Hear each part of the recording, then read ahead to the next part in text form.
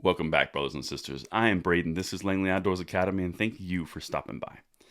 All right, guys, tonight is going to be a tale of two crimes, legitimately.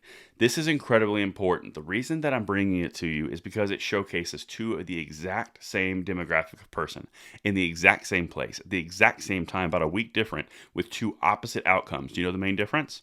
One person had the ability to defend themselves while the other did not.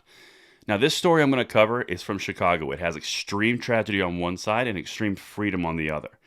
This is incredibly important to bring to you because it shows people who aren't awake yet the ability that these firearms and our carry laws have to defend ourselves. This is incredibly important because you do not find examples like this identical with different outcomes. And that's why we're covering it. And I want to hear from you guys on this one. It's linked in the description box. Now, before I get into it, little update on me.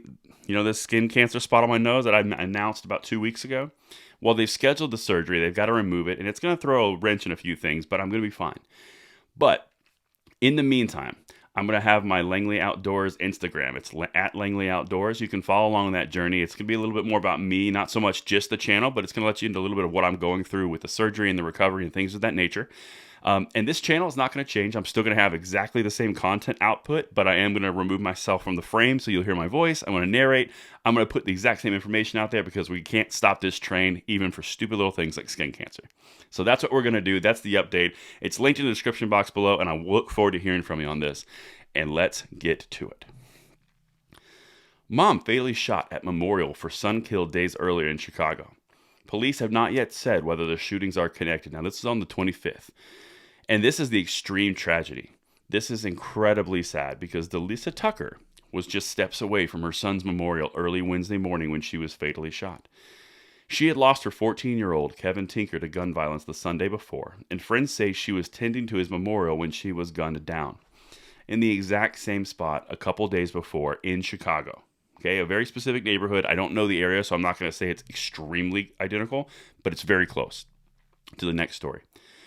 They reported finding no one on the block who saw the shooting, and no one's been taken into custody for that attack or the one on her son. On Sunday, her son was shot several times at the exact same location and pronounced dead on the scene, according to police. So in one instance, two family members were snuffed out by violence. I don't care what the tool was. Violence snuffed out two families. Here's what happened in the exact same town, the exact same time frame, about 4 or 5 days apart, but the outcome was completely different, and you guys tell me why. Again, pay attention to this. Roseland shooting. Woman with concealed carry license fires gun when approached by armed suspects. Chicago police said incident took place on South Michigan Avenue, Tuesday, November 30th, 5 days later. Chicago. A 42-year-old woman fired the handgun she's licensed to carry Monday afternoon in Chicago's far south side Roseland neighborhood when two armed people approached her vehicle, CPD said. The woman was sitting in her vehicle in the 10200 block of South Michigan Avenue about 3 p.m. when two people approached her and pulled out a gun, Chicago police said.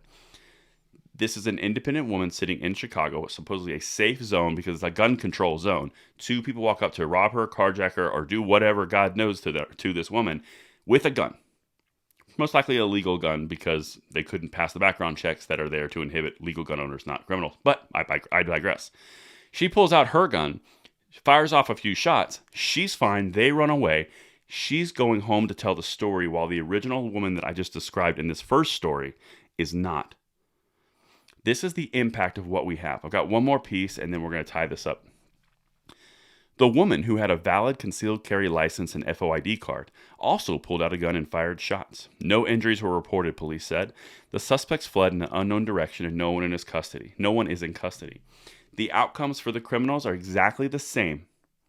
In the first case where the woman was killed, no one was in custody, no one was arrested, no persons of interest. In the second case, no one was arrested, no one is in custody. The difference is this woman goes home, the other one does not. There is no better reason and no better example and case in point to say this is why the Second Amendment exists. This second woman in this example, she had an FOID card. She jumped through one loop that shouldn't be in place. Then she had a concealed carry license, also something that probably shouldn't have been in place due to the extreme restrictions that Chicago puts on its residents. This is incredibly important, and it's a very, very good reminder of why we carry every single day, and we're there to defend ourselves because our safety and our freedom and our independence and self-reliance comes from us. The power is in you. The power is not in the state. And the sooner that more people recognize that, the sooner more of us will avoid outcomes like the first woman and share outcomes like the second. And that's what I've got for you guys today. Let me know what you guys think in the comments below, and I will see you on the next one. I'm Braden. See you later.